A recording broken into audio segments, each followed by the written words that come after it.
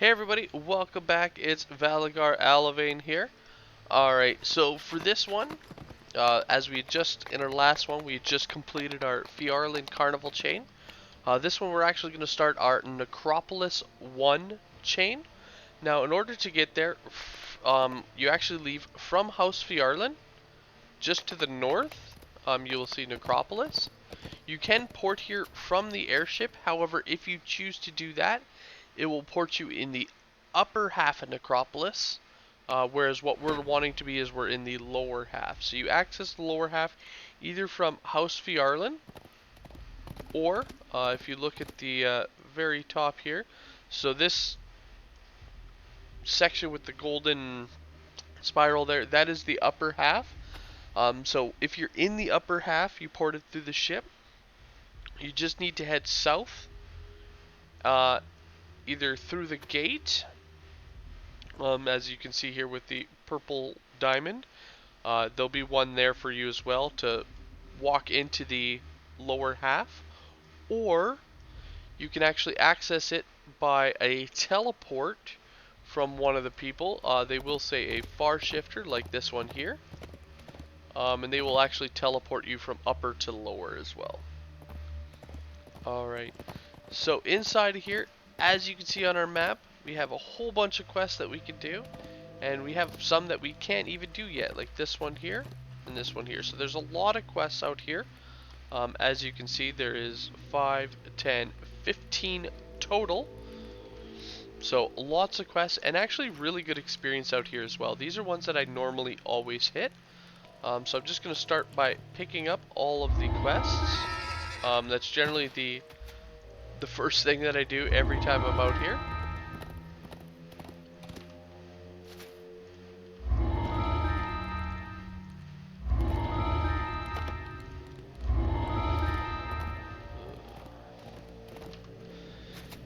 Now essentially each group of 4 has a 1 in the center. So there's 1, 2, 3, 4, and then the 1 in the center.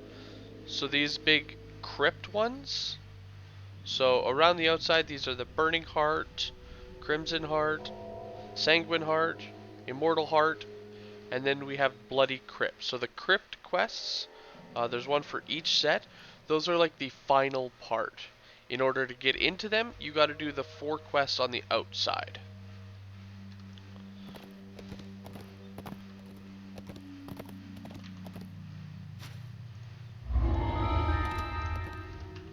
Then we got one final quest here. Now, it does have 2 additional quests to pick up. Either Poktra or Jacob Izakanos. What they do is they actually give you an item in your inventory here. So I'm going to end up talking with Jacob. This generally is the one that most people go for when they do these quests, as it does give you a better reward option. So he doesn't want to actually talk. I think we're lagging a little bit here. In fact, we are definitely lagging. Alright, so we're trying that conversation again. So what they do is they'll either give you a silver flame trinket or an emerald claw trinket. Alright, so let's just find that there. Here it is. So there's the silver flame. So in its current state, it doesn't actually do anything. However, in the end quest of each part, so in the crypts here, you can actually upgrade them. Now you do need to upgrade them in order. So this would be Necropolis 1 is these ones here the farthest south. Necropolis 2 is the one, the set of 4 farthest east. And then Necropolis 3 is the ones farthest north. Now we do have a Necropolis 4 which is out in the upper Necropolis area, which we will get to at a later date. But first, let's just start with these quests. Now, the one I'm going to start with here, oh, and another little flavor thing, while you're out here, you can actually select on these grave markers, and it'll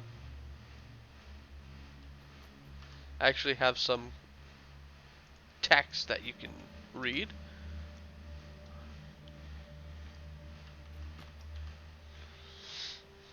And I do like that most of them here have their own unique flavored like flavored text there that you can read. Again, just another little bit to detail, and as you can see there are several over here as well. Alright, so the first one we're going to do is Crimson Heart.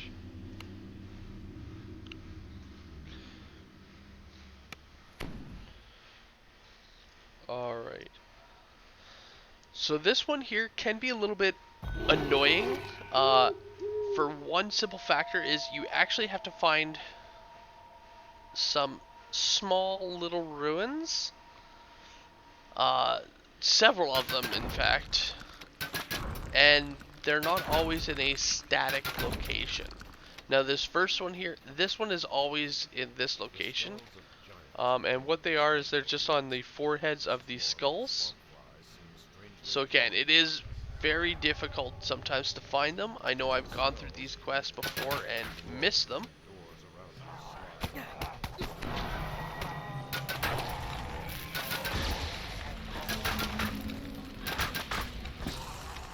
Alright. Another thing to point out is down these halls here, they can actually potentially have traps. So these Necropolis quests, it definitely is a good idea to bring along a trapper with you.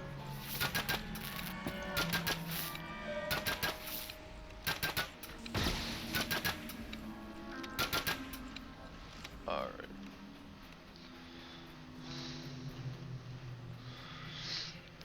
So my first thing here is we're actually going to head down this path here.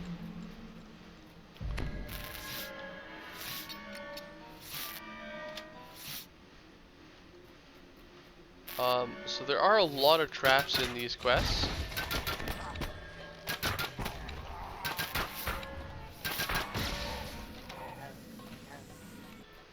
So again, I do recommend bringing in a trapper either with a good spot or this auto search feature. This will allow them to find these traps before they end up, you know, causing damage to you and your party.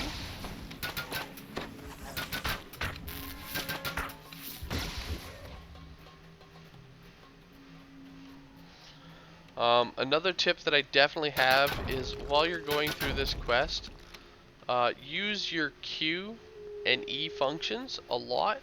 The Q will allow you to cycle through all the interactable objects, eventually helping you find... Ooh, that hurt. Eventually helping you find the runes there that we need to locate here. In the meantime, anyone that you're coming across, so like here it's allowing me to select the food altar or the vases, as well as the collectibles, I generally stop to pick them up, just because that's one less thing that I can interact with. As you can see, it still lets you target the levers though. We also have hidden doors and secret rooms in here.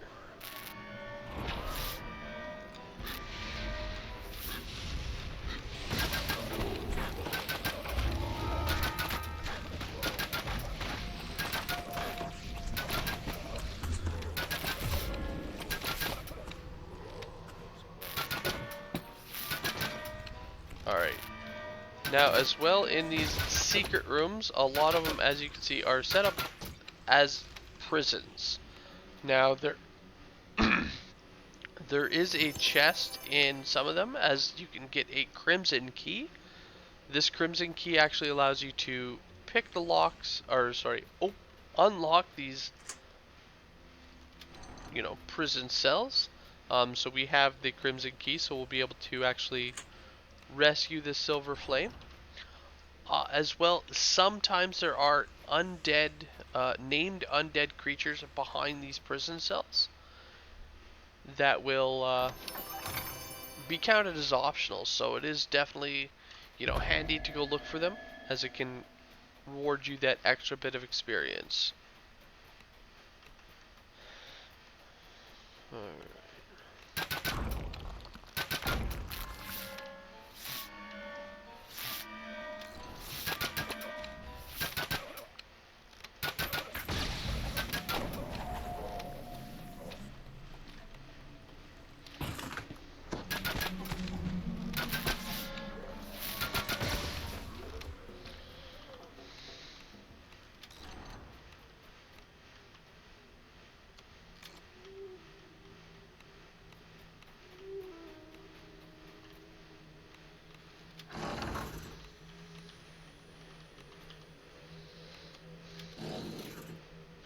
So again, I'm just pulling both of these sides, so that's one less thing that when I'm going around using Q and E, that's one less thing that it's going to be targeting.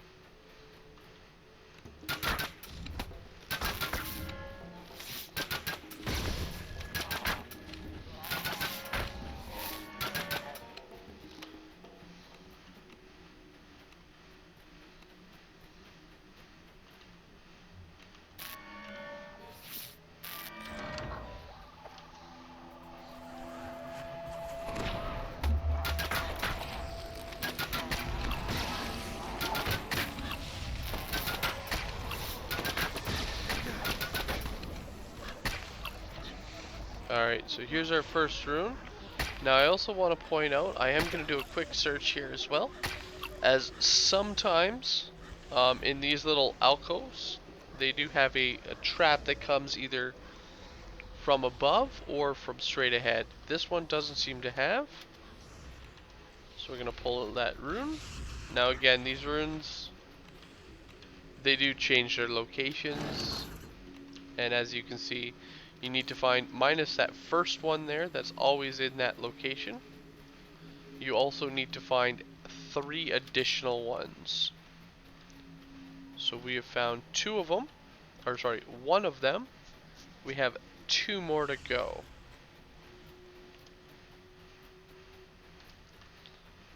So next I'll just check down this path here.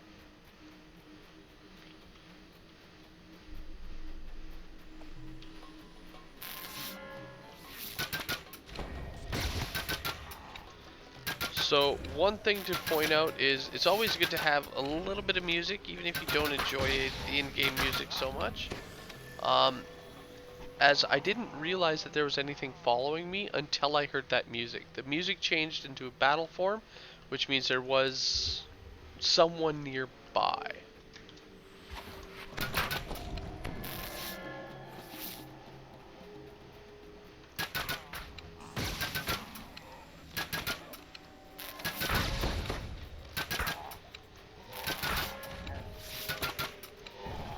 Now, as you can see, it doesn't always go off,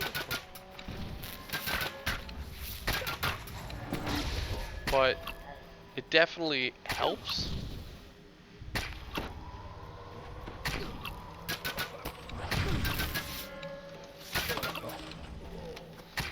Oh, I really dislike these spheres. Now, what I don't like about these spheres is, as you can see, we can't actually target them.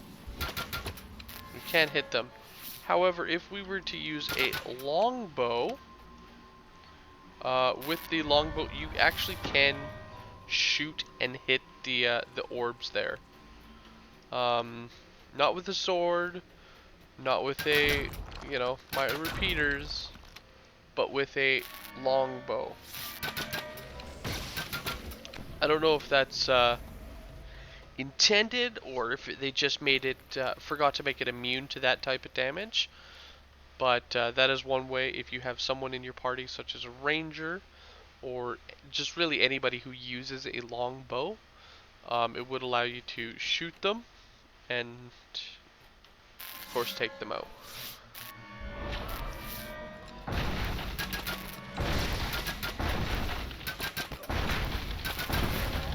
Alright, so as you can see, when you use a turret to break down a door, for some reason it keeps trying to break down the door even after it's been broken down. So beware that it will continue to explode here until we either cast a new one. So actually I'm gonna, since I looted it, bow and arrow, I can actually show you here. And of course it's not gonna let me shoot a flame orb. Alright, well I know I was able to do this on my ranger character. I'm not sure the exact specifics, maybe it's just not the longbow itself, but they're just not immune to a ranger's damage. But I do know that on my ranger character, when I play as an archer, I am able to shoot those flame spheres. Alright. So this one here, I'm going to actually cast the turret a little bit further back and just blow up the door here.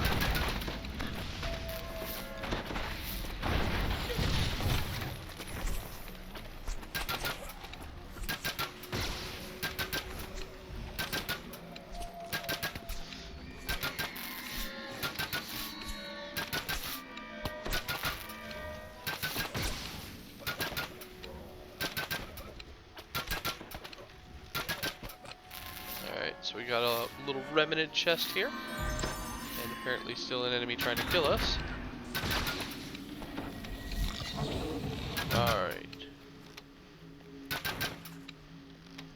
Alright, so down here, here's one of those named enemies that I was talking about. We've got Gullet, the famished one. Now if you do have blast type damage, or turrets for example that can attack through doors, you can set them up there, and as you can see he is at half health, a third health, just about a quarter health, and then finally does succumb to his injuries. So it does, that's one of the great things about turrets, is it allows you to attack through those walls like that. Alright. Wow, we are just getting skunked on these rune skulls.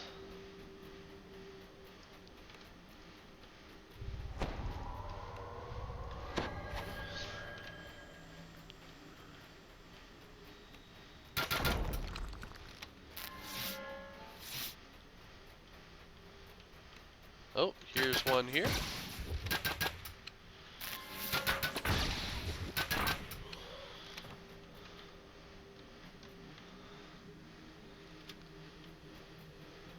Alright, so I'm just going to continue on the right path here. Scrolling around. So here's one of those times where it has that that trap. So sometimes this skull here, there can be a rune on it. So the skulls are always in static locations. However, the runes themselves can shift to any one of the skulls in this dungeon. So again, lots of locations. As well, somewhere in here, I think there's about 3 locations. You can actually get a Shrouded Terror Wraith. He is located always behind a secret door. And inside there will always be a chest. But as to which secret door he is located behind, that one does rotate again quest to quest, keeping a little bit of mystery and a little bit of extra while you're going through these dungeons. That way it's not the exact same thing every time, that it's, you know, changed up a bit.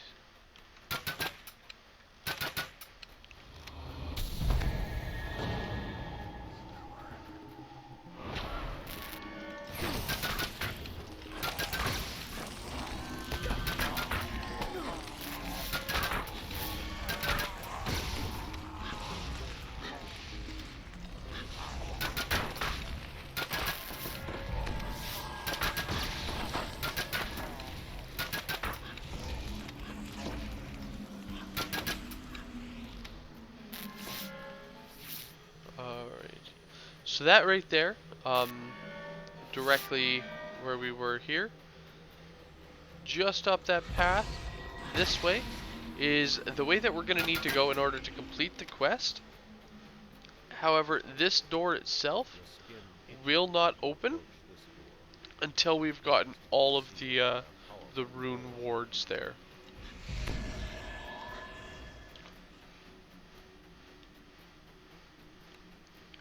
And there we are, lucky enough to get it right away. So I'm just going to pull the rune. And once you get all of them, it does notify you that the doors do open. Now, because we've gone through and almost explored the entirety of the area, I am going to continue exploring. Just to give us a little bit of extra experience out of this. Not that we do need it, as we are hitting every quest. And there's always well more than enough quests in the game if you're just doing every one.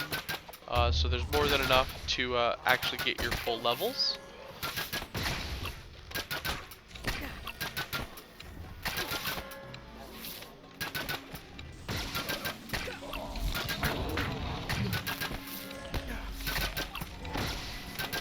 But this way I can show you guys the full dungeon there. So around these corners, sometimes there are also traps.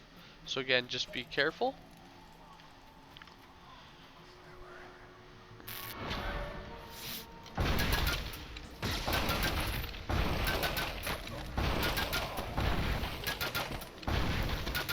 Alright, so we got our last door here.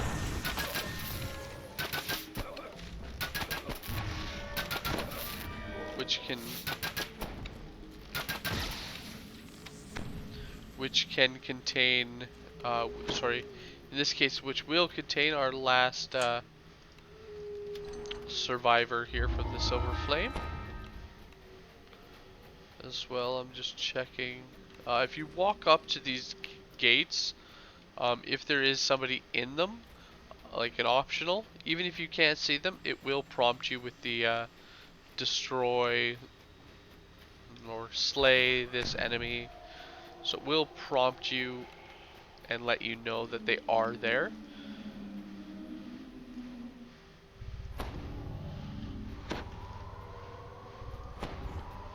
Alright, so that's about it. We've almost covered the entirety of this quest. We've just got this one last path to go down.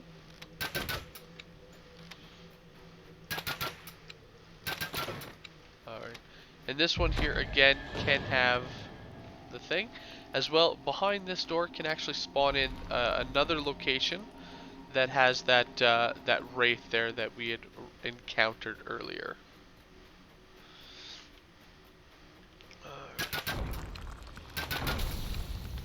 Alright, so we've now got our ransack, our sight bonus, and our trap. Most of our trap bonus. We actually didn't end up getting all the traps that you normally get running this quest. But again, the traps do spawn in randomly.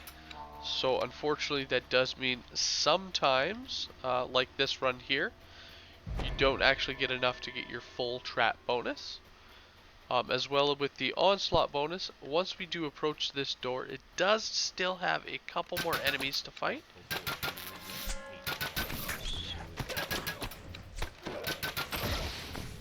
There's that. As well up top here, I don't want to go too far up.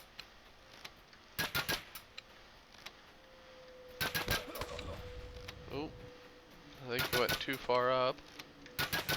Yeah, so if you go too far up, it spawns in the end boss, which is a mummy. Mummies are very susceptible to fire, so if you have any type of fire, so like my turret here, as you can see, you know, it is hitting it for quite a lot of damage. Alright. And once you complete there, as you can see, we didn't quite get our conquest. So sometimes you can, depending on what difficulty you're running. If you are running it on Reaper, you can sometimes get enough Reapers to bring that from an onslaught to a conquest.